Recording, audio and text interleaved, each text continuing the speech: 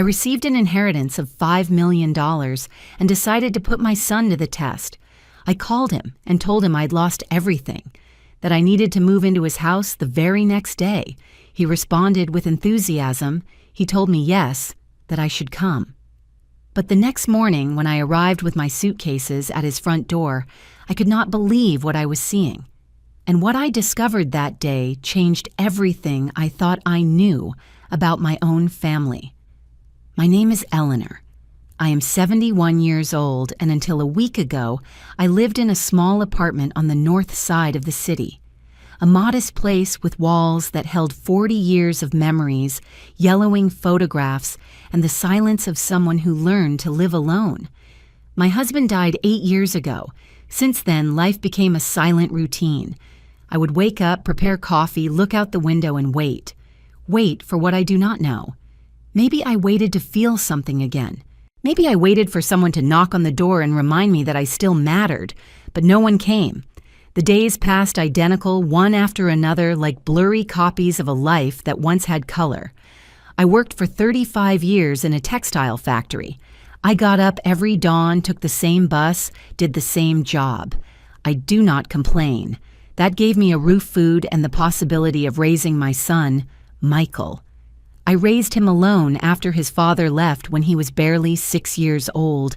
I did what I could. We did not have luxuries, but we never lacked anything essential. I taught him to be honest, to work hard, to respect others. Or at least that is what I thought I taught him. Because over the years, when he grew up, when he got married, something changed between us. The calls became shorter, the visits more spaced out. There was always an excuse, work traffic commitments. And I learned not to insist, not to bother to occupy the least possible space in his life. I lived convinced that this was normal, that children grow up, leave, build their own lives, that a mother must learn to let go. But deep down, very deep down, I always wondered if he really cared, if he ever thought of me when he closed his eyes at night, if he remembered the times I went without eating so he could have new shoes, if he valued the sacrifices I made without saying a word. I never claimed anything from him. I never asked for anything in return, because that is how I was raised, to give without expecting, to love without conditions. But unconditional love hurts when it is one-sided. 2 weeks ago, I received a call that changed everything. It was a lawyer. His name was Robert. He had a formal but kind voice. He told me that a distant uncle, someone I barely remembered, had passed away abroad. He had no children, he had no wife, and in his will he had left me as the sole heir. $5 million. When I heard that figure, I thought it was a joke. I thought someone was tricking me. But no, it was real. I had to go to the lawyer office, sign documents, listen to legal explanations that I barely understood. And when I left that place, I walked down the street as if I were floating. $5 million. Me who never had more than $1,000 saved in my entire life. Me who counted every coin before going to the market.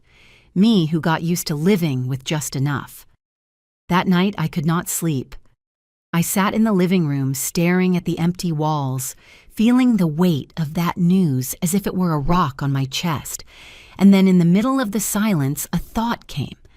A small thought at first, barely a whisper in my mind. What would happen if Michael knew? What would he do? How would he react? And that thought grew expanded, became a question I could not ignore. I needed to know if my son loved me for who I am, or if he only tolerated me because it was his obligation. I needed to know if he would be there for me if I had nothing. If I fell, if I broke, if I lost everything, would he come to pick me up? Or would he leave me alone like so many times I had felt in recent years? I know it sounds cruel. I know that testing your own son is not something a mother should do. But after so many years of feeling invisible, of wondering if I really mattered, I needed an answer.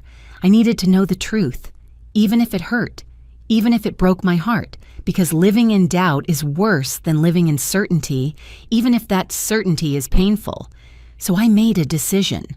I would not tell him anything about the inheritance.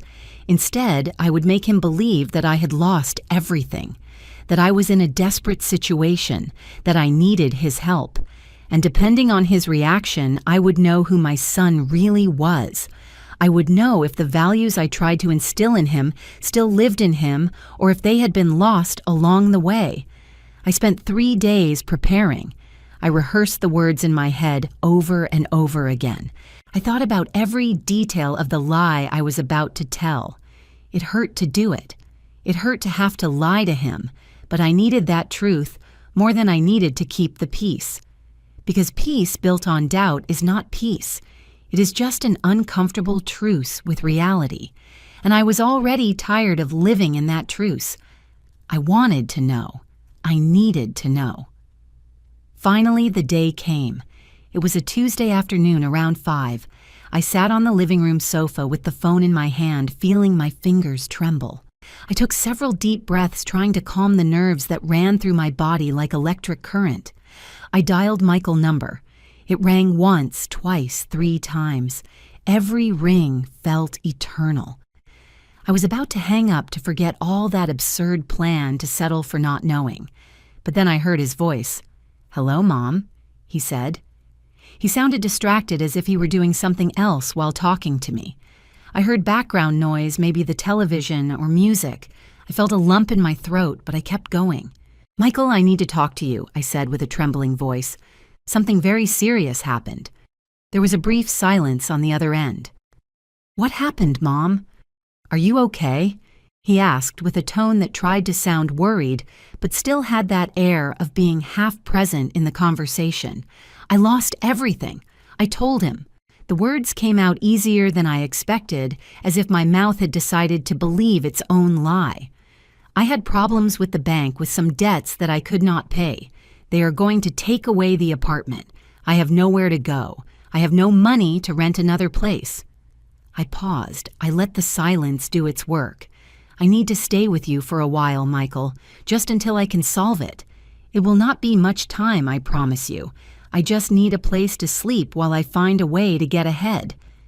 The silence that followed was different, heavier. I could almost hear his thoughts on the other side of the line. I imagined his face, his eyes looking for a way out, an excuse. I waited. I counted the seconds in my head, 1, 2, 3, 4, and then he spoke. "Of course, Mom. Come over. You can stay with us as long as you need. Do not worry about anything. Tomorrow you can come. I will prepare the guest room. Everything is going to be okay." I felt something strange in my chest when I heard those words. It was a mixture of relief and guilt.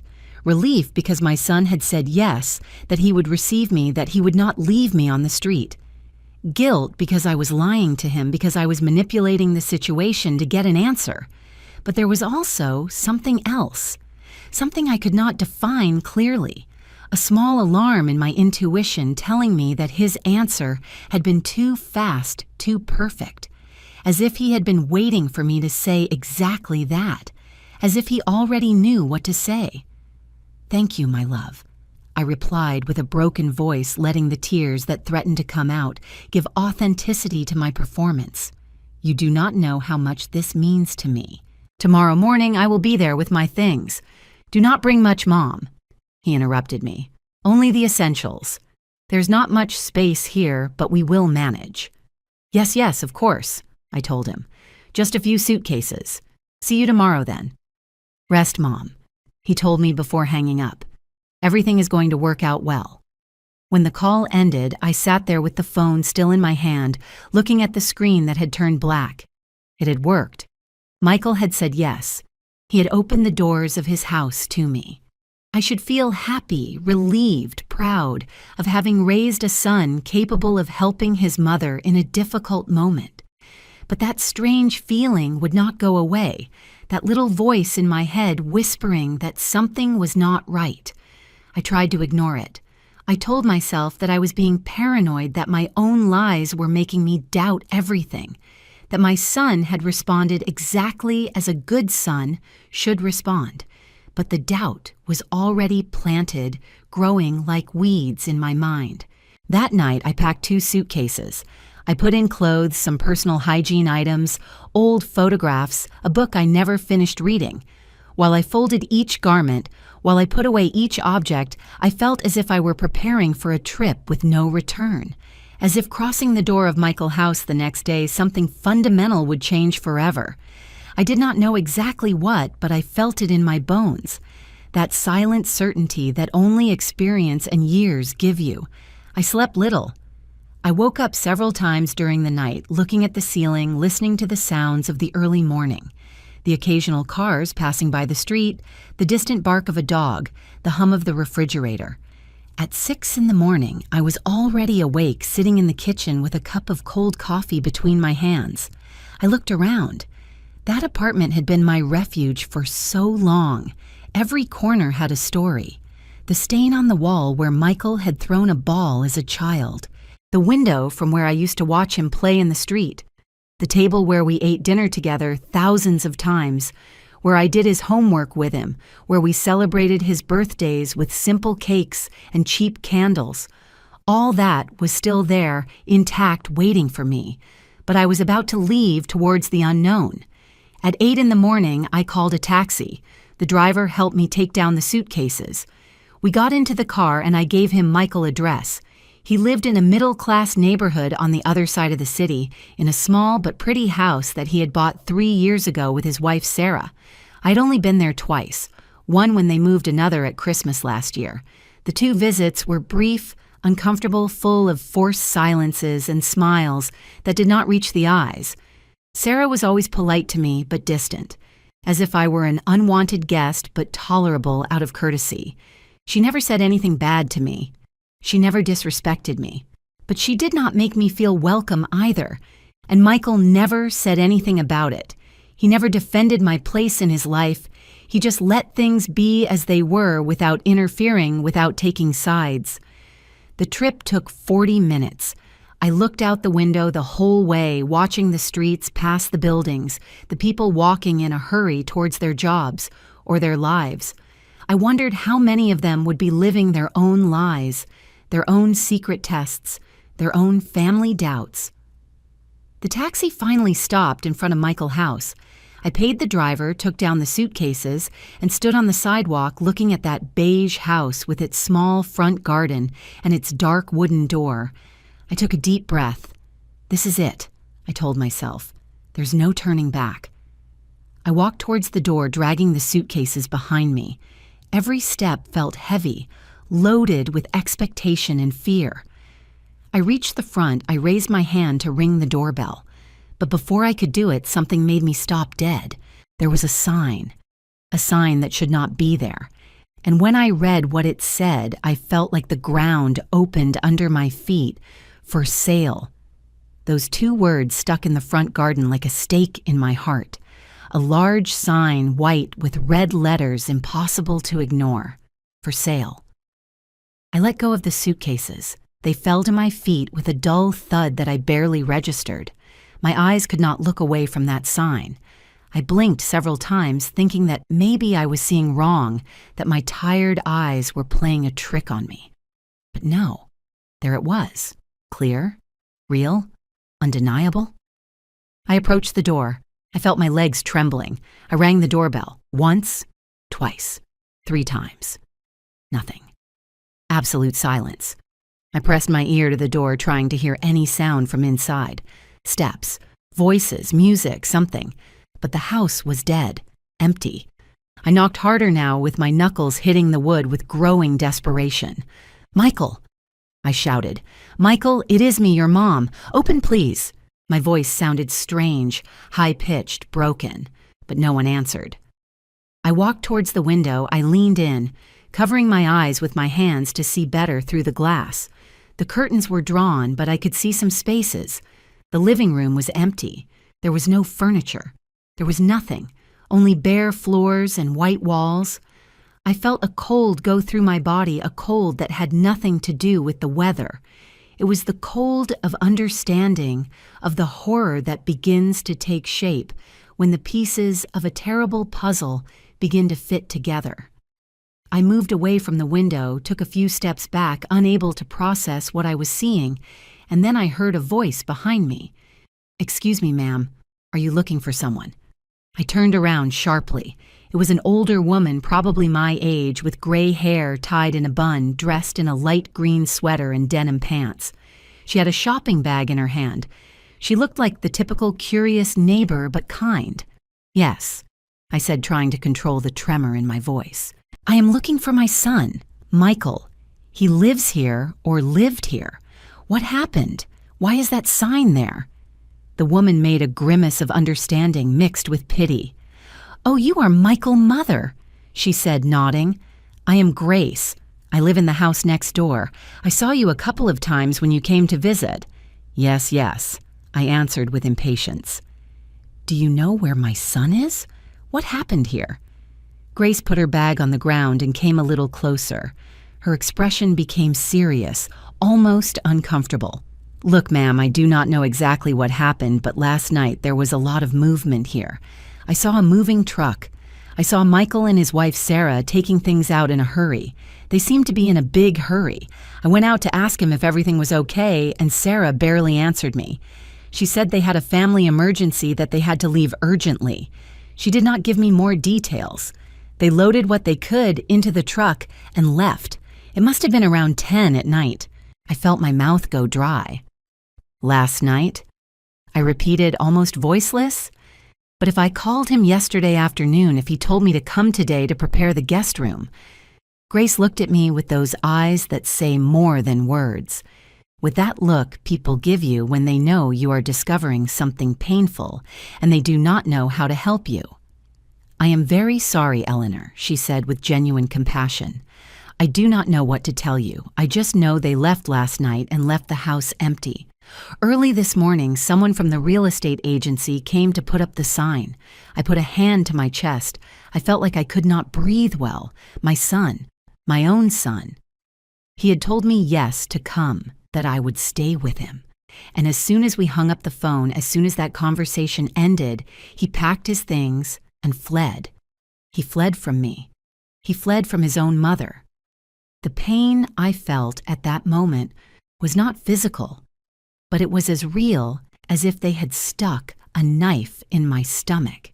It was a pain that rose from the belly to the throat, that squeezed my heart, that made me want to scream and cry at the same time. Grace put a hand on my shoulder. "It is okay, ma'am. Do you want to come into my house for a moment? Drink water, sit down?" I shook my head. "I need to find him," I said. "I need to know why he did this. Do you have any idea where they could have gone?" Grace sighed. "Honestly, no. We never talked much with them. They were very reserved. But wait, maybe Patricia from across the street knows something." She and Sarah sometimes talked. Grace took me across the street to a house painted pale yellow. She knocked on the door, and a younger woman, perhaps about 50 years old, came out with glasses and a friendly expression. Grace quickly explained the situation to her. Patricia looked at me with a mixture of surprise and sorrow. "Good Lord," she said. "How horrible. Look, ma'am, I do not know much either, but yesterday I saw Sarah very nervous. I saw her talking on the phone in the garden. She seemed upset. I heard some of what she was saying. I could not help it because she was speaking quite loudly. She was saying something like, 'We cannot let her stay here. We have to leave before she arrives.' I thought she was talking about some problem with his family or something like that. But now that you tell me this, I think she was talking about you." Patricia's words fell on me like stones. "We cannot let her stay here. We have to leave before she arrives, before I arrived. My own daughter-in-law had convinced my son to abandon his house, to flee, to leave me planted at the door, as if I were an undesirable stranger. And Michael had accepted. He had not fought. He had not defended me. He had simply packed his bags and left." I leaned on Patricia's doorframe. I felt my legs were not responding well. The two women held me. They helped me sit on a step. "Breathe, Eleanor," Grace told me. "Breathe deep." But I could not. The air did not enter my lungs well. Everything was spinning. Years of sacrifices, of sleepless nights, of working until my hands were destroyed. Years of giving him everything I could with the little I had. And now this this silent, cowardly betrayal hidden behind a for sale sign. Patricia went into her house and came back with a glass of water. She gave it to me, and I drank slowly, feeling how the cold liquid went down my throat. "Ma'am," Patricia said with a soft voice, "I do not want to meddle where I am not called, but I think you deserve to know something else." Yesterday morning before they left, I saw Sarah talking to a neighbor from the other side. She was asking him if he knew of cheap apartments for rent in another area. She said something like, "We need to disappear for a while. We do not want anyone to know where we are." The neighbor recommended a place towards the south of the city near the downtown market district. I do not know if they went there, but it is the only thing I heard. South of the city near the downtown market. It was an area I knew well. I had lived there many years ago when Michael was small. It was a modest neighborhood with old buildings and affordable rents. The kind of place where someone would hide if they did not want to be found, but could not pay much either. I saved that information in my mind like a painful treasure. I stood up slowly. Grace and Patricia looked at me with genuine concern. "Thank you," I told them. "Thank you for telling me the truth." They nodded. "If you need anything, Eleanor," Grace said, "do not hesitate to knock on the door." I nodded without saying more. I went back to Michael's house. I picked up my suitcases from the ground. I looked at them for a long moment. I had packed those suitcases thinking I would come to stay with my son, to share his roof, to receive his help in a moment of invented need. But the need was now real, not for money, for answers, for justice, to understand how the boy I raised had become the man who abandoned me. I walked to the corner and stopped a taxi. I gave the driver the address of my apartment. During the entire return trip, I did not say a word. I just looked out the window, processing, feeling, understanding. My test had worked. I had obtained my answer. But it was not the answer my heart expected. It was much worse. I arrived at my apartment around 11 in the morning. I went up the stairs, slowly dragging the suitcases that now weighed double. Not because of their content, but because of all the pain they carried. I opened the door and entered. Everything was exactly as I had left it. The cup of cold coffee still on the kitchen table, the curtains half open, the dense silence of a place that knows something has changed, even if nothing has moved. I dropped the suitcases in the entrance and walked to the sofa. I sat there, and for the first time since I saw that sign, I let the tears come out. I cried. I cried like I had not cried since my husband's funeral. I cried for the naivety of having believed that my son was different. I cried for the years invested in creating someone who in the end saw me as a burden. I cried for that version of myself that yesterday still had hope. I cried until there were no more tears left, only a hollow emptiness in the chest and a bitter certainty in the mouth. When I finally calmed down, when the crying turned into irregular breaths and swollen eyes, I got up and went to the kitchen. I prepared more coffee. I needed to think clearly. I needed to decide what to do now. Because one thing was clear. This was not going to stay like this. I was not going to allow Michael and Sarah to believe they could treat me this way without consequences. I was not going to let them think that I was so weak, so insignificant, that they could simply flee and forget about me. I sat at the table with the hot coffee between my hands. I thought about what Patricia had told me. South of the city near the downtown market. It was a big area, but not impossible to cover. I knew that neighborhood. I knew where the older apartment buildings were the ones that rented cheapest. If Sarah had asked for economical places, it was because they did not want to spend much. They probably thought it was something temporary that I would eventually give up and stop looking for them. But they did not know me as well as they thought. I finished my coffee and picked up the phone. I dialed Michael's number. It rang several times, but he did not answer. I tried again. Nothing. A third time. Voicemail. "Hi, I am Michael. Leave your message." His voice on the recording sounded happy, carefree. A version of him I no longer recognized. I hung up without leaving a message. Then I wrote him a text message. "Michael, I need to talk to you. It is urgent. Please contact me. Send." I saw the 2 gray checks indicating the message had been delivered. I waited. 5 minutes, 10, 15, nothing. He had not even read it. I lay back on the sofa and closed my eyes. I was tired, physically and emotionally exhausted, but I could not sleep. My mind would not stop spinning, replaying yesterday's conversation over and over again. Of course, Mom. Come over. You can stay with us as long as you need. Those words that sounded so comforting yesterday now were like knives, lies wrapped in false affection, perfect acting of a son who learned to say the right thing while planning to do exactly the opposite. And Sarah. I always knew she did not want me around. I always felt it in her cold gaze, in her forced smiles, and the way she found excuses, so visits were short. But I never thought she would go this far, that she would convince Michael to abandon his own house just to avoid me. What kind of person does that? What kind of poison did she put in my son's head so he would accept something so cruel? I spent the rest of the day in a fog. I ate something simple because my body needed it, although I was not hungry. I took a long bath trying to wash away not only the sweat, but also the feeling of humiliation that had stuck to my skin. I dressed in comfortable clothes and sat in front of the window to watch the sunset. The sky was painted orange and violet, those colors that normally seemed beautiful to me, but today only reminded me that the day was ending and I still had no answers, no confrontation, no closure. At 8 at night, I received a notification on my phone. It was a message from an unknown number. For a second, my heart jumped, thinking it could be Michael from another phone. I opened the message. Eleanor, I am the lawyer, Robert. I just wanted to confirm that you received all the information about the inheritance. If you have questions, I am at your disposal. We agreed to meet next week to finalize the papers. Have a good night. The inheritance, $5 million. I had almost forgotten it in the middle of all this emotional chaos. That money that was going to change my life.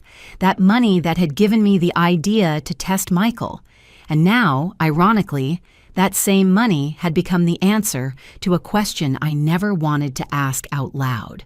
My son was not there for me when he thought I had nothing. So what would happen when he knew I had $5 million? The answer was so obvious, it almost hurt to think it. I stayed awake late that night, planning, thinking, imagining scenarios. At 2 a.m, I finally made a decision. I was going to find Michael and Sarah. I was going to confront them face to face, but I would not tell them anything about the inheritance yet. First, I wanted to see how they reacted, what excuses they invented, if at least they had the decency to feel shame for what they had done. And then, depending on that conversation, I would decide what to do with the money and with them. The next morning, I got up early. I dressed in practical clothes, dark pants, and a gray blouse. I tied my hair in a ponytail. I saw myself in the mirror. My eyes were still swollen from yesterday crying, but there was something different in my expression, a new hardness, a determination that was not there before. 71 years carrying everything in silence, being the selfless mother who never claimed anything. But that time was over. Today, I was going to claim. Today, I was going to demand answers. I took my purse, some cash, and left the apartment. I took the bus towards the south of the city. The trip was long, almost an hour, crossing avenues full of morning traffic, street vendors. On every corner, people running towards their jobs. I got off near the Central Market just as Patricia had told me. The area was just as I remembered it. Old buildings of 3 or 4 floors peeling paint electric cables, hanging dangerously low, small shops with faded signs. I started walking through the surrounding streets looking for apartment buildings. There were several. Too many. I realized this was going to be harder than I thought. I could not simply knock on every door asking for Michael. I needed to be smarter. I entered a grocery store on the corner. An older lady was attending behind the counter. I bought a bottle of water, and while I paid, I asked with a casual tone, "Excuse me, ma'am, do you know buildings around here that rent apartments? I am looking for my son, who just moved to this area, but I lost the exact address. The woman looked at me with those eyes that have seen everything in life. There are several, my dear, she said. The Santander building is 2 blocks from here. That one always has apartments available. There is also the Los Alamos residential right behind the market, and the San Miguel building on the main avenue. Those are the most common around here. I thanked her and left the store with my mental list of places to check. I started with the Santander building. I went up to the 2nd floor where there was a small sign that said, Administration. I knocked on the door. A middle-aged man with a mustache and a half-button shirt opened. Good morning, I told him. I am looking for information about an apartment that was rented recently. My son and his wife. I think they arrived the day before yesterday. The man looked at me with distrust. I cannot give information about tenants, ma'am. It is privacy policy. I understand. I told him, trying to sound desperate without exaggerating. It is just that I had a family emergency and lost contact with them. I just want to know if they are here. His name is Michael. Hers Sarah. They are young. He is in his 30s. The man shook his head. Doesn't ring a bell. The only ones who rented this week were an older couple and a single student. I am sorry. I went down the stairs feeling defeated but not surrendered. There were still 2 more buildings left. I walked towards the Los Alamos residential. It was a bigger building, 5 floors, with a cream-colored facade stained by humidity and time. The main door was open. There was no security or doorman. I entered directly into the lobby that smelled of humidity and fried food. There was a board with apartment numbers, but no administrative office in sight. I went up floor by floor, listening. On the 3rd floor, I heard voices arguing in one of the apartments. I approached the door trying to distinguish the voices, but they were not familiar. I kept going up. On the 4th floor at the end of the hall, I noticed that one of the doors had a new doormat. The other apartments had old doormats or none at all. That detail caught my attention. I approached slowly, with my heart pounding in my chest. I stood in front of that door, holding my breath, trying to hear something from inside. Silence? Nothing. I knocked softly. Once. Twice. I waited. Nothing. I knocked again, a little harder. Still nothing. I went down frustrated. Maybe it was not that building. Maybe I was obsessing without reason. I went out to the street and walked towards the San Miguel building on the main avenue. It was the farthest of the 3. It took me 15 minutes to get there walking. When I arrived, I saw it was a tidier building than the previous ones, with a glass door at the entrance and an intercom. There was a list of names next to the buttons. I started reading them one by one. Apartment 201, the Johnson family. 202, J. Miller. 203, no name. 204, M. Davis. M. Davis. Michael Davis. That was my son's last name. I felt my pulse accelerate. It could be a coincidence. It could be another person. But something in my instinct told me no. I pressed the button for apartment 204. I waited. Nothing. I pressed again, holding it longer. Silence. I pressed a 3rd time, and then finally I heard Sarah's voice through the intercom. "Who is it?" she said with an annoyed, impatient tone. I froze for a second. It was her. I had found them. I swallowed saliva and spoke with a voice as calm as I could. "Sarah, it is me, Eleanor. I need to speak with you and with Michael." The silence that followed was so heavy I could almost feel it go through the intercom. Then I heard murmurs on the other side, voices, whispering something that sounded like a muffled argument. Finally, she spoke again. "We are not here. You have the wrong apartment." And she cut the communication. "We are not here." The most ridiculous phrase someone can say when they just answered the intercom. I pressed the button again. Nothing. Again. Silence. They were in there, ignoring me, hiding like children who believe that if they close their eyes, no one can see them. I felt the rage rise up my throat like hot lava. I was not going to allow this, not after everything. I waited. I stood at the entrance of the building waiting. I knew eventually someone would enter or leave and I could sneak in. I did not have to wait long. 10 minutes later, a young woman arrived with supermarket bags. She opened the door with her key and I approached quickly. "Excuse me," I said with a kind smile. "I am going to my son's apartment, but he forgot to buzz me in." The woman looked at me, saw my age. She probably thought I was harmless and let me pass. "Thank you, my dear," I told her. I went up the stairs to the second floor. Apartment 204 was at the end of the hall to the right. I walked there with firm, determined steps. I reached the door. I could hear movement on the other side, low voices, steps. I knocked on the door with force. "Michael!" I shouted. "I know you are there. Open the door right now." The movement on the other side stopped. Absolute silence. I knocked again, harder. "I am not leaving until you open up and explain to me what the hell is happening. You can leave me standing here all day if you want, but I will not move." I waited. 30 seconds that felt eternal. And then I heard steps approaching the door. The sound of the lock. The door opened just a few inches. It was Michael. His face appeared in the crack, pale with dark circles under his eyes, with an expression of guilt mixed with fear.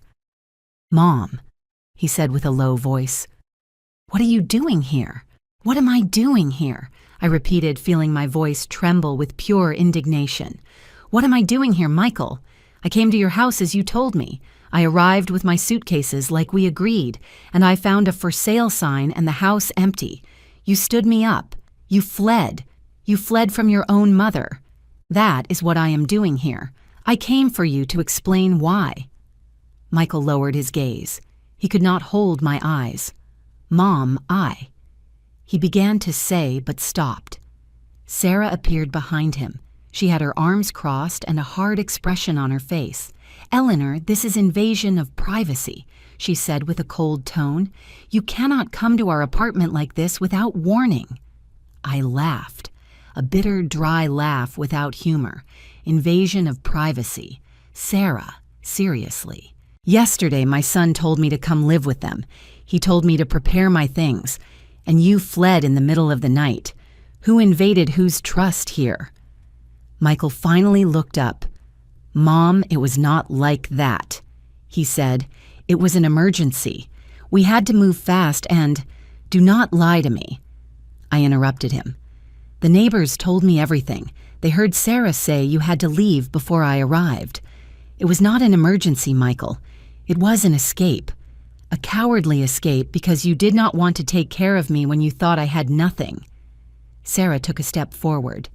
"Look, ma'am," she said with a controlled voice but cold as ice. "The truth is, we cannot support you. We barely make ends meet for ourselves.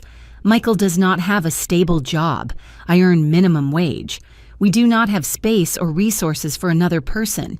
He wanted to tell you yes because he felt sorry for you, but I made him see reality. We cannot, period." Her words were like slaps, every phrase calculated to hurt. But what hurt me the most was seeing Michael standing there without defending anything, without saying anything, just timidly nodding to everything his wife said. "So why did you not tell me the truth?" I asked my son directly, ignoring Sarah. "Why did you not have the courage to tell me you could not help me? Why lie? Why make me believe yes and then flee like a thief in the night?" Michael opened his mouth, but Sarah spoke first. "Because you do not understand, ma'am. You have always been like this, dramatic, manipulative, always playing the victim. Michael told me how it was when he was a child, always reminding him everything you sacrificed for him, making him feel guilty for existing. And now you come with this story that you lost everything. How do we know it is true? How do we know it is not another one of your manipulations to force Michael to take care of you forever?" I felt my breath cut off.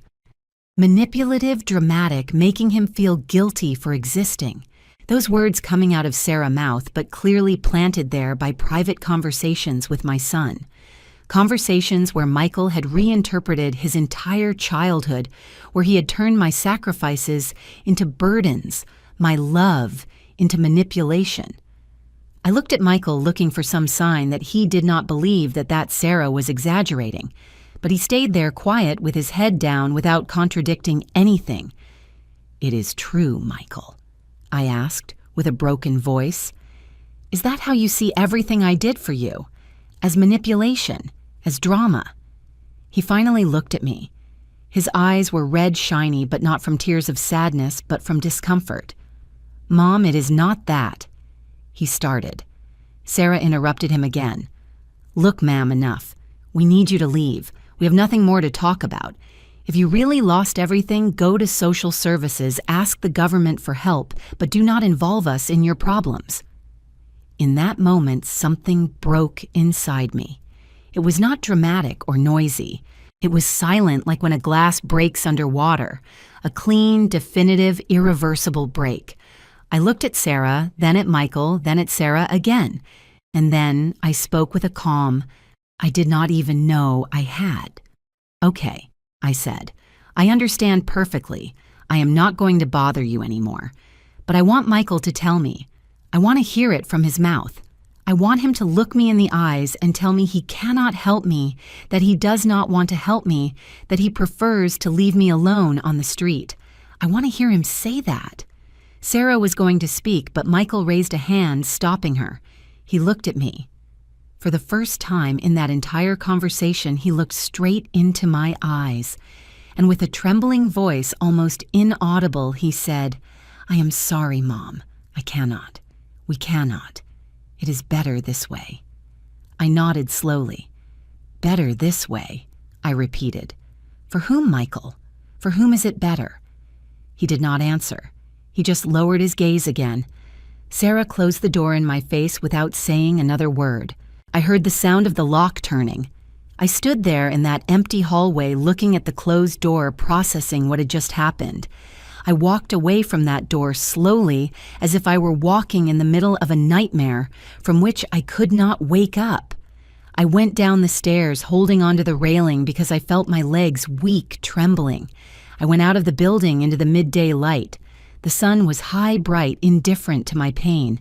People passed around me, busy in their own lives with no idea that I had just lost something fundamental. I had not lost my son in that moment. I had lost him a long time ago. Only now I finally knew. I walked aimlessly for several minutes. My feet took me to a small square nearby near the market. I sat on a concrete bench under the shade of an old tree. There were children playing in the distance, mothers watching them, street vendors offering fruits and sodas. Life continued as always. The world did not stop because my heart was shattered. I took out my phone and looked at it for a long time without knowing what to do with it. Part of me wanted to call someone to tell someone what had happened. But who? I had no close friends. My coworkers had drifted away after my retirement. My family was small and scattered. I was alone. Completely alone. And that loneliness now had a different weight. Before it was circumstantial loneliness. Now it was loneliness of abandonment, of rejection, of being considered a burden by the only person who should have valued me unconditionally. I thought about Sarah, about her poisonous words, dramatic, manipulative, making him feel guilty for existing. How was it possible that someone reinterpreted love in that way? How was it possible that working 3 shifts to buy him school supplies was manipulation? That giving up my own dreams so he could study was making him feel guilty? That giving him everything I had, everything I was, became something negative in his adult narrative? And the worst was not that Sarah thought that. The worst was that Michael had allowed it. He had accepted it. He had made it his own. I wondered at what moment everything twisted. At what moment my son stopped seeing me as his mother and started seeing me as an obstacle. Maybe it was gradual. Maybe Sarah was planting those ideas little by little, year after year, poisoning every memory with her twisted interpretation. Or maybe Michael was always like that, and I did not want to see it. Maybe I was the blind one, the one who built an idealized image of her son that never corresponded with reality. Maybe the grateful child I remembered never really existed. I closed my eyes and breathed deep. The air entered my lungs, filling them with oxygen, but not with relief. Nothing relieved the pain I felt. It was a different pain than the one I felt when my husband died.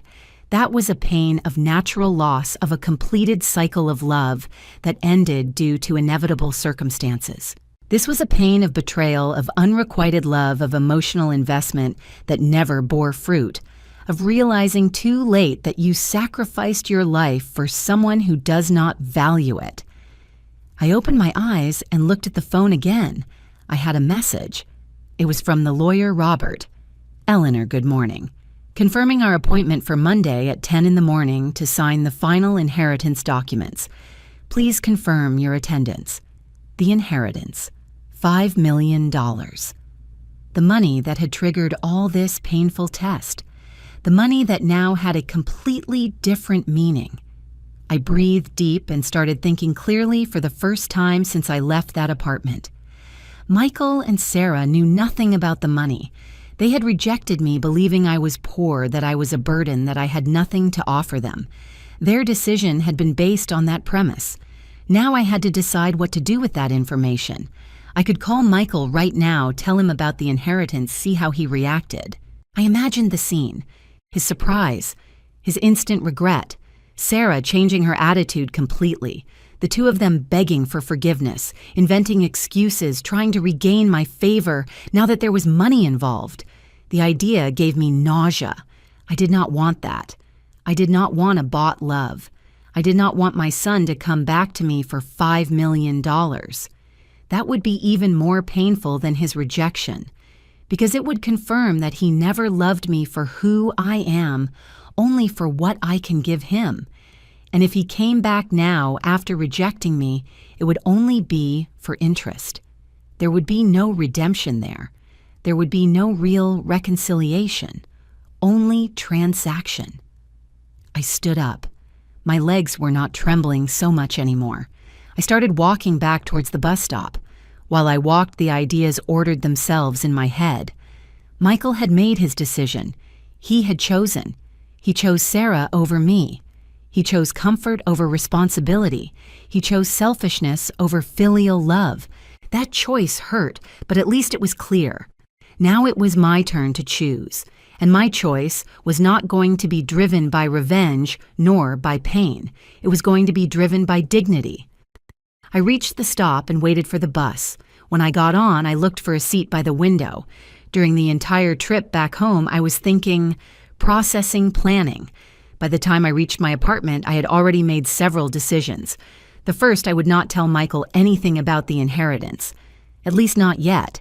Not until I decided exactly what to do with that money and with our relationship. The second, I needed time to heal, to process this pain without pressures or rushed decisions. The third, and maybe the most important, I needed to redefine who I was without Michael at the center of my life. I entered my apartment, and for the first time in days, I really looked at it. That small place with its old walls and worn furniture. That place that had been my refuge for so long. Now I could buy something better. I could buy a big house in a good neighborhood. I could travel.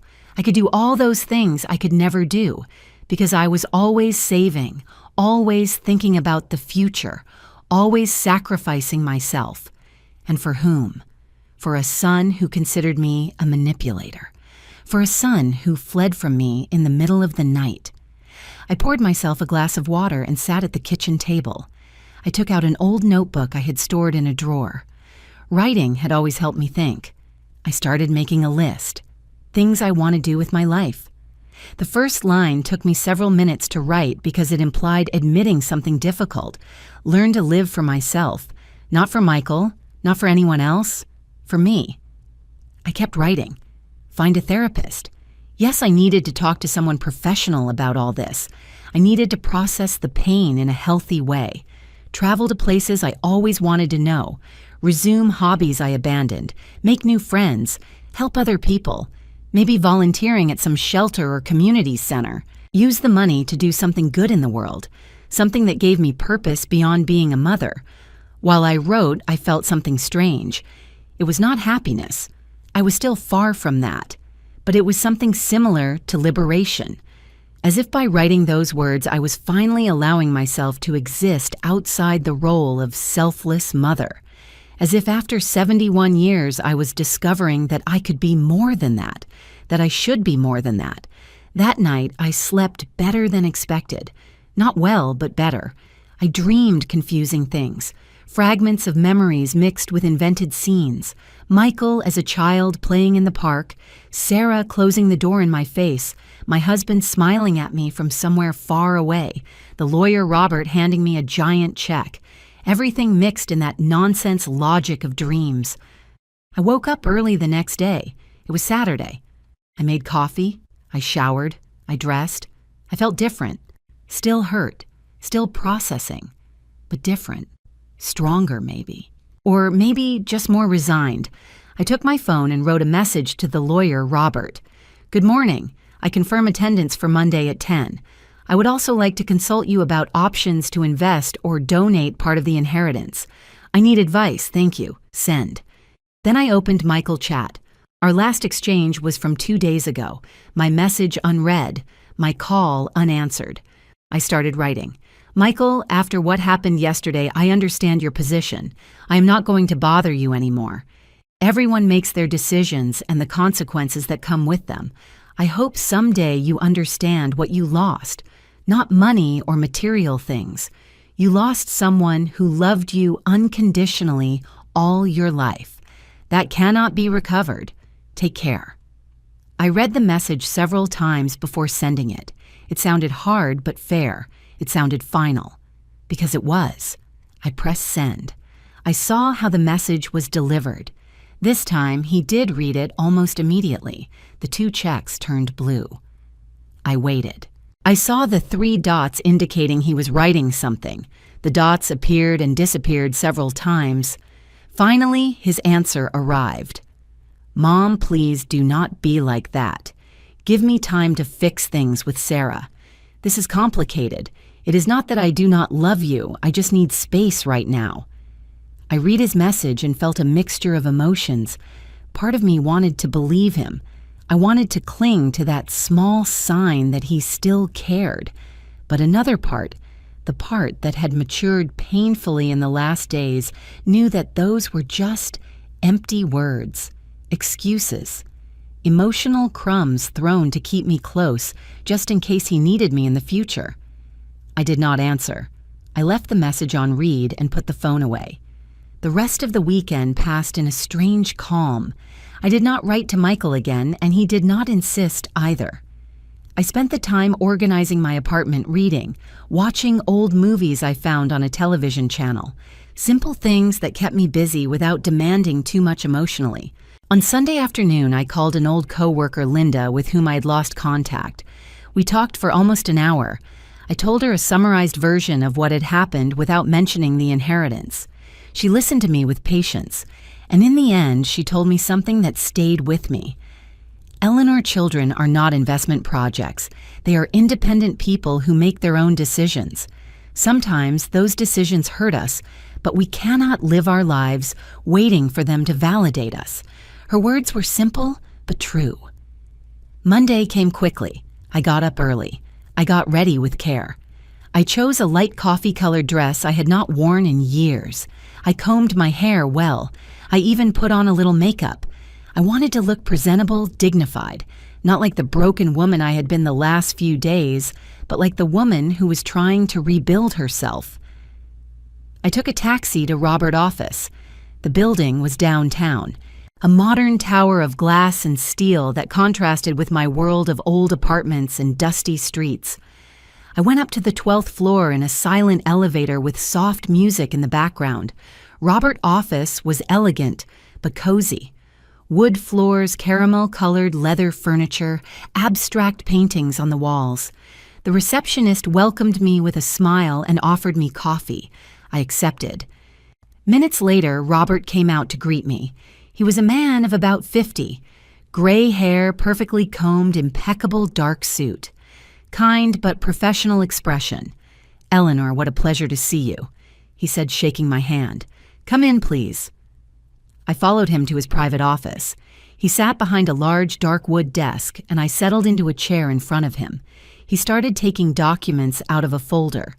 "I have everything ready for you to sign," he explained. "There are several forms, but I will explain each one. Basically, you are confirming that you accept the inheritance and that you understand the tax implications. There are also documents from the bank where the money will be deposited.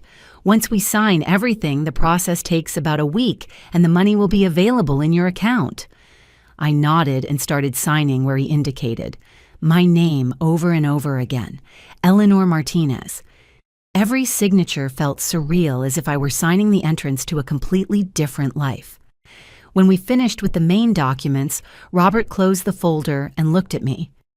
"You mentioned in your message that you wanted advice on investments or donations," he said. "I would like to help you with that. Tell me what you have in mind." I took a deep breath. "The truth is, I have been thinking a lot these days." I started. "I am 71 years old. I lived my whole life with just enough working hard sacrificing for my son, and now I receive this amount of money that I cannot even imagine completely. I want to use part of that money to live better. Yes, to travel, to have a more comfortable place, to not worry about bills. But I also want that money to mean something. I want to help other people, especially older women who are alone, who were abandoned by their families, who have no resources." Robert nodded, taking notes. "That is a noble idea, Eleanor," he said. "There are several ways to structure this. We could establish a donation fund, create a small foundation, or simply make direct donations to existing organizations that work with that population. Each option has different legal and tax implications. I would like you to give me a few days to prepare a detailed plan with options, and we can meet again to discuss it." "Perfect," I told him. "There is something else." I paused, doubting if I should tell him, but I needed to say it out loud. "My son does not know about this inheritance. I had problems with him recently.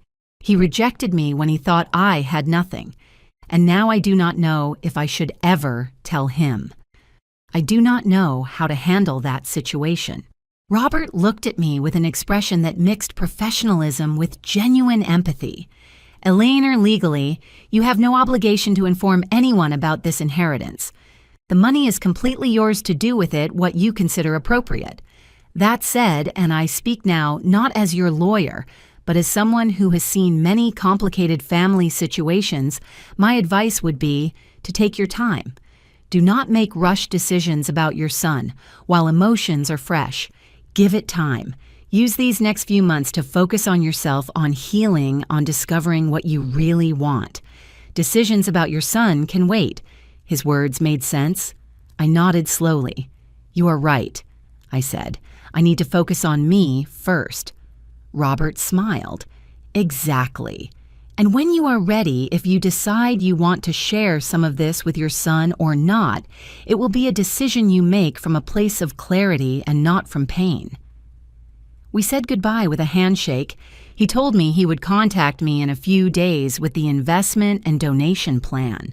I left that office feeling strangely empowered.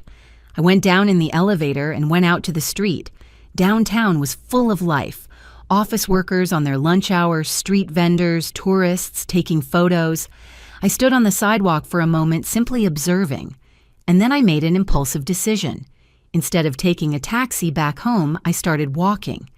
I entered a bookstore I saw on the corner. I had not bought a new book in years.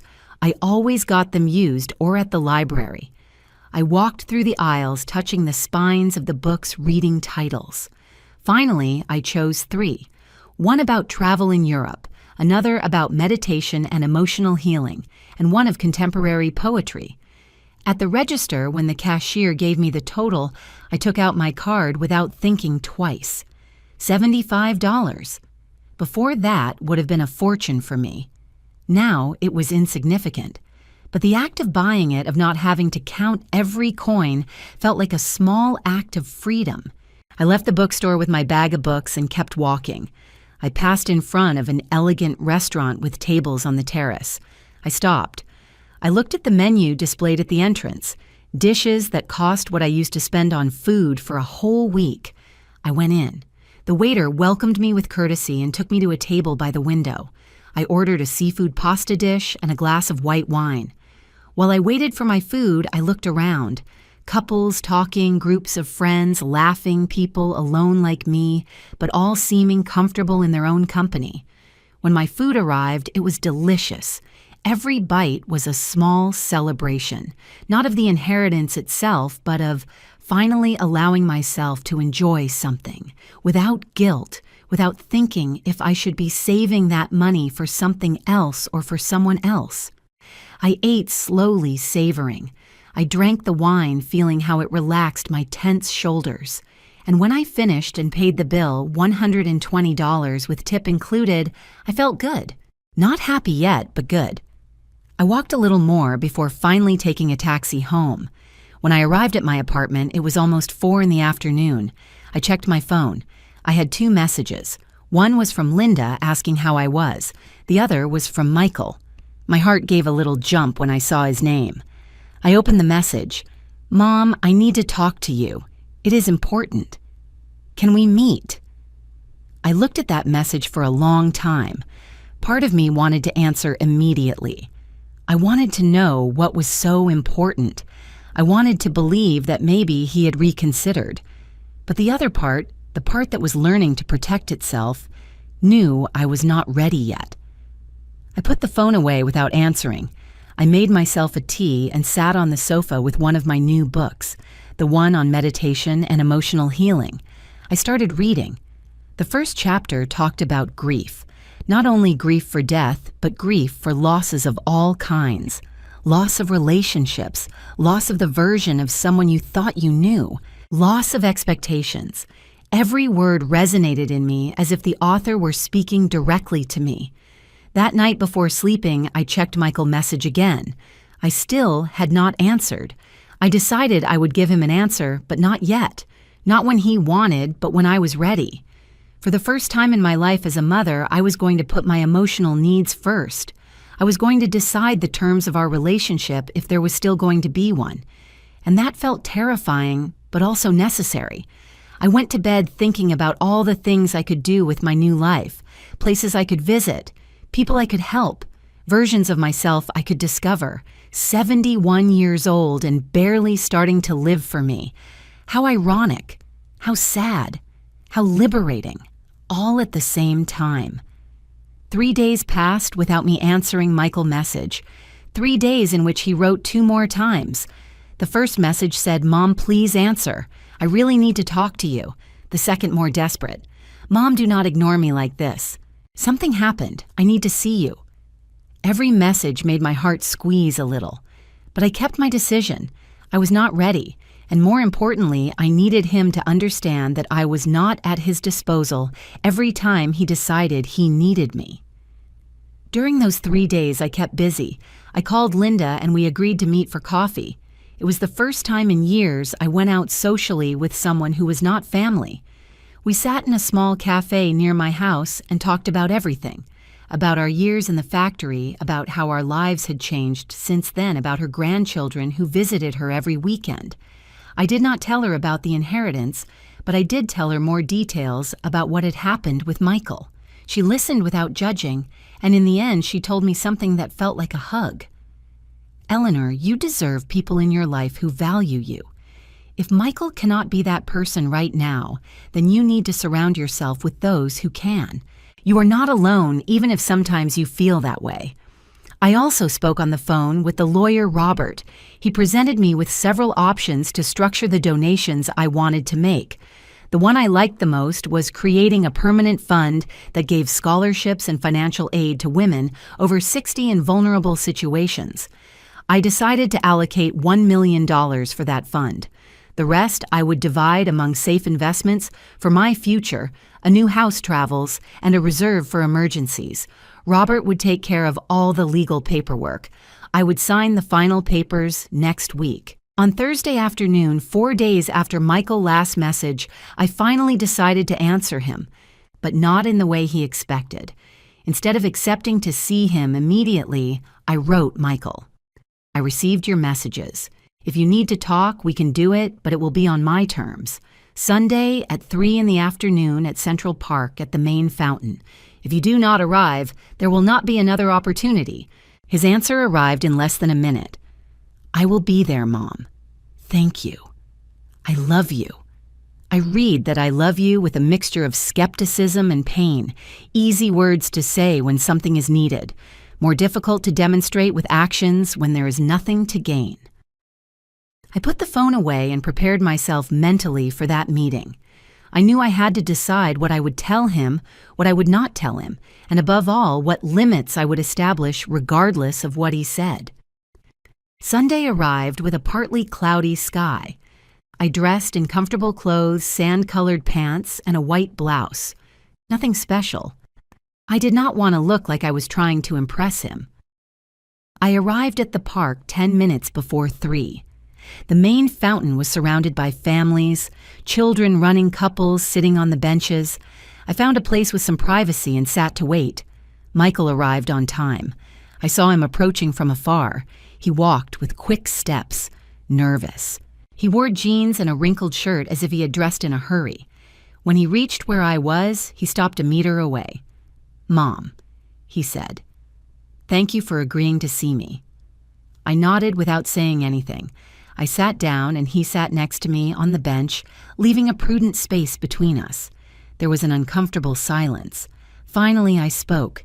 "You said you needed to talk. I am listening." Michael took a deep breath. "Mom, things with Sarah are not right," he started. "Since you came to the apartment, we have been fighting a lot. She says horrible things about you, and I cannot take it anymore. I realized you were right. I realized I was a coward." I paused, waiting for him to continue. "And she left me," he said with a broken voice. 2 days ago, she told me she was leaving, that I was useless, that I was never going to amount to anything. She packed her things and left. She left me with the apartment rent, with the debts, with everything. And I do not know what to do, Mom. I do not know how I am going to pay everything. That is why I needed to see you. I need your help." There it was, the truth behind his urgency, the truth behind his "I love you" and his "I need to see you." It was not genuine regret. It was not remorse for how he had treated me. It was need. Again, always need. I looked him in the eyes. "Michael," I said with a calm but firm voice, "let me see if I understood correctly. When you thought I had nothing, when supposedly I had lost everything and needed a place to stay, you and Sarah fled. You left me standing at the door with my suitcases. Sarah told me I was manipulative, dramatic, a burden. And you said nothing. You did not defend me. You did not set limits. You simply accepted everything she said and closed the door in my face." He lowered his gaze. "I know, Mom, I know. I made a terrible mistake." I continued. "And now that Sarah left you, now that you find yourself alone with economic problems, now you do remember me. Now you do need your mom. Not because you love me, not because you really regret it, but because I am useful to you, because you need something from me." He looked up with tears in his eyes. "No, Mom, it is not like that," he protested. "I really regret it. I really realize the mistake I made. I need you, yes, but not just for money. I need you because you are my mom and I feel horrible for what I did." His tears seemed real. His pain seemed genuine. But I was no longer the same woman who a week ago would have fallen for those tears. I was no longer the mother who settled for crumbs of regret. "Michael," I told him, "for 30-something years I was there for you every time you needed me, every time. Without conditions, without questions. I gave you everything I had, everything I was. And the first time, the only time I needed you, you failed me. Not only did you fail me, you abandoned me in the cruelest way possible. But Mom, I can change," he said with desperation. "Give me a chance to prove it to you." I stayed silent for a long moment. Then I spoke. "There is something you need to know, Michael, something that changes the entire context of this situation." He looked at me confused. What thing, Mom? Nothing. I was never in economic trouble. It was all a test. 2 weeks ago, I received an inheritance from a distant uncle, $5 million. I wanted to know if you would be there for me if I had nothing. And I got my answer. Michael's face changed. It went from confusion to shock, from shock to understanding, from understanding to horror. What? He whispered. 5 million? And you did all this as a test. I nodded. That is right. And you failed, Michael. Completely. He stood up abruptly. I cannot believe this, he said with a voice starting to rise in volume. You set a trap for me. You manipulated me. This is exactly what Sarah said about you. You are manipulative, Mom. How could you do this to me? I stood up too, looking him straight in the eyes. I did this to you, Michael. I set a test like this, a test that any decent son would have passed without problem. I asked for help believing I had nothing, and you saw. That was your choice, not mine. You chose to abandon me. I only created the circumstances to see your true character, and I saw it. I saw it clearly. He shook his head, visibly upset. And now what, Mom? You came here to rub it in my face, to tell me you have millions while I am broke, to take revenge. I did not come to take revenge. I told him. I came to tell you the truth. And to set limits. Michael, I love you. You are my son, and you always will be. But I cannot continue being the mother who gives everything without receiving anything in return. I cannot continue expecting you to value me when clearly you do not.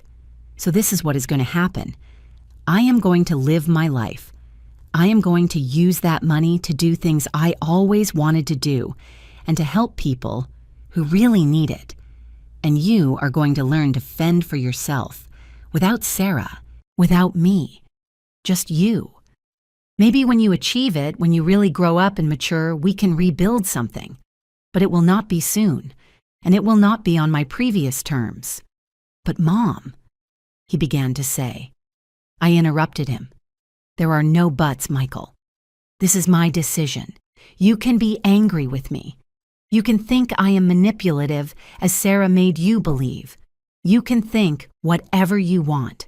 But I know the truth. I know I gave you the best of me during your whole life. And if that was not enough, if that did not create in you a sense of loyalty or filial love, then that says more about you than about me. Goodbye, Michael. When you are ready for a real conversation without needing anything from me, you know where to find me. I turned around and started walking. Mom, wait, he shouted behind me. But I did not stop. I kept walking with trembling but firm legs, with a broken but determined heart, with tears in my eyes, but my head high. I did not look back. I walked through the park with no clear direction for several minutes. The tears finally started falling when I was far enough from Michael. They were not tears of regret for what I had just done. They were tears of liberation, of grief, of closing a painful chapter of my life. I sat on a distant bench under a large tree that offered shade and privacy. I cried in silence while watching the happy families around me. Parents pushing swings, mothers chasing their small children, grandparents sharing ice cream with their grandchildren, scenes I once dreamed of having with Michael and his future children, scenes I might never have. But while I cried, I also felt something else, something I did not expect. I felt peace, a strange, uncomfortable but real peace. Peace of having told my truth, peace of having set limits, peace of having chosen myself for the first time in decades. I took a handkerchief from my purse and dried my tears. I breathed deep. The air smelled of freshly cut grass and flowers. The sun was starting to go down on the horizon, painting the sky in shades of orange and pink. Life continued, and I would continue too. I stayed sitting there until the sun set completely. Then I got up and walked towards the park exit. I took a taxi home. During the ride, I looked out the window without thinking of anything specific, just watching the city pass, the lights turning on in the buildings, the people coming out of restaurants and movie theaters, the world turning indifferent to my small personal drama. And that was okay. I did not need the world to stop for me. I just needed to find my place in it. I arrived at my apartment, and the first thing I did was make myself a tea. I sat on the sofa with the hot cup between my hands and turned on the television. I put on a nature documentary channel, images of mountains, oceans, forests, places I would someday visit, places I could now visit. I drank my tea slowly while the images transported me far from my apartment, far from my worries, far from the pain.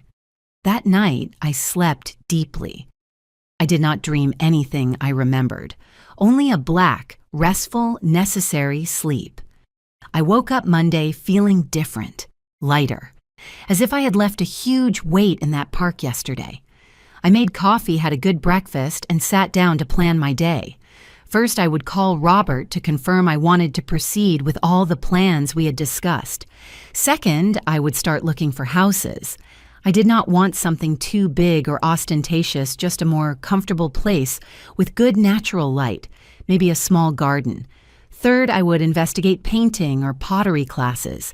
I always wanted to learn some art but never had time or money. I called Robert at 9 in the morning. I confirmed everything. He told me the money was already available in my account, that the donation fund papers would be ready to sign on Friday. He also recommended a trusted real estate agent to look for a house. I thanked him and hung up, feeling productive with purpose. The following days were a mixture of new activities and moments of reflection.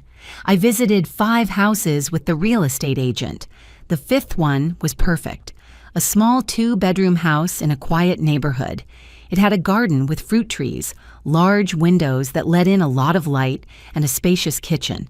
The price was reasonable, $300,000. I made an offer that same day. It was accepted. The paperwork would take a month, but I already had my new home. I also enrolled in a watercolor class given on Tuesdays and Thursdays at a community center near my future house. The first class was intimidating. I was the oldest in the group, but everyone was kind. The teacher, a young woman named Maribel, was especially patient with me. At the end of the class, I had painted something that vaguely looked like a sunset. It was not good, but it was mine, and that filled me with an unexpected joy. Michael did not contact me again during those weeks. Part of me wondered how he was, if he had managed to solve his problems, if he was still angry with me, if someday he would understand. But I did not look for him. I kept my word. The ball was in his court now. He had to decide what kind of relationship he wanted to have with me, if he wanted to have any. A month later, I moved into my new house. Linda helped me with the process. I hired a moving company that transferred my few belongings from the old apartment to the new house. I bought new furniture, a comfortable bed, a large gray sofa, a light wood dining table. I decorated the walls with paintings I bought in local galleries. I planted flowers in the garden. Slowly, day by day, that empty space became my home, a reflection of who I was now, not who I had been. I also started work with the donation fund. Robert connected me with an organization that worked with older women in vulnerable situations. I visited the center. I met some of the women who would benefit from the fund. I listened to their stories. Widows without pensions, women abandoned by their families, women who worked their whole life without savings because everything went to their children. Stories that resonated so much with mine that sometimes I had to go out to breathe fresh air so as not to cry in front of them. Seeing the direct impact of the money, seeing how it changed lives, gave purpose to everything that had happened. The inheritance was no longer just money. It was a tool of transformation. Not only for me, but for other women who deserve dignity in their golden years. That gave me peace. That gave me meaning. 2 months after our last conversation, I received a letter. It was from Michael, not a text message. A physical letter written by hand, sent by mail. I saw it in my mailbox and my heart skipped a beat. I took it inside, made myself a tea, and sat on my new sofa to read it. The handwriting was Michael. I would recognize that handwriting anywhere. Mom. It started. I do not know if you will read this. I do not know if you will forgive me someday, but I need to write to you even if you do not answer. 2 months have passed since the park. 2 months in which I have had to face myself in ways I never had done. I lost my apartment. I am living in a rented room, sharing a bathroom with 3 other tenants. I got a job in a warehouse carrying boxes. It is not glamorous, but it is honest. I am paying my debts little by little. The letter continued. At first I was furious with you. I thought you had tricked me, that you had set a cruel trap for me. But with time, I started to understand. You did not set a trap, Mom. You gave me a chance to be the son I should have always been, and I failed. I failed because Sarah had convinced me that you were the problem, because it was easier to blame you than to assume my responsibility, because I never really grew up. My eyes filled with tears reading his words. He continued, "Now I understand everything you sacrificed for me. Now that I have to work hard just to pay rent, I understand what it meant that you worked 3 shifts to give me school supplies. Now that I am alone, I understand the value of having someone who loves you unconditionally. And I lost that. I lost the only person who was always there for me. For being a coward. For being selfish. For being blind." The last part of the letter said, "I am not writing to ask you for money. I am not writing to ask you to forgive me yet. I know I do not deserve it. I am writing to tell you that I am sorry. I really am sorry, Mom, and that I am working on being better, on being the man you deserved as a son. I do not know if someday we can rebuild our relationship, but I want you to know that I love you. I always loved you. I just did not know how to show it. Take care, Mom. Michael." I finished reading the letter with tears running down my cheeks. They were not tears of sadness. They were tears of something complex. Hope mixed with caution. Love mixed with pain. I folded the letter carefully and put it in a drawer of my desk. I would not answer yet. I was not ready yet, but I kept it. Because maybe someday I would be. That night, I sat in my garden under the stars. The cool night air caressed my face. I thought about everything that had happened, about the inheritance that changed my life, about the test that revealed painful truths, about the confrontation that liberated me, about the transformation that was just beginning. I was 71 years old. Most of my life had already passed, but for the first time I felt I was really living, not for someone else, for me. And if Michael really changed, if he really matured and became the man he promised to become in that letter, maybe someday we could have a new relationship, not like before, never like before, but something different, something built on honesty and healthy boundaries, something real. But if not, if this was all we would have, that would also be okay. Because I learned something fundamental in these months. I learned that my value did not depend on being needed. I learned that self-love was not selfishness. I learned that it is never too late to start over. And I learned that sometimes the greatest proof of love you can give is letting go, even when it hurts, especially when it hurts. Because only in freedom, in distance, in the pain of consequence, can people really grow. I looked at the stars and whispered a promise to the universe, a promise to live the rest of my days with dignity, with purpose, with self-love.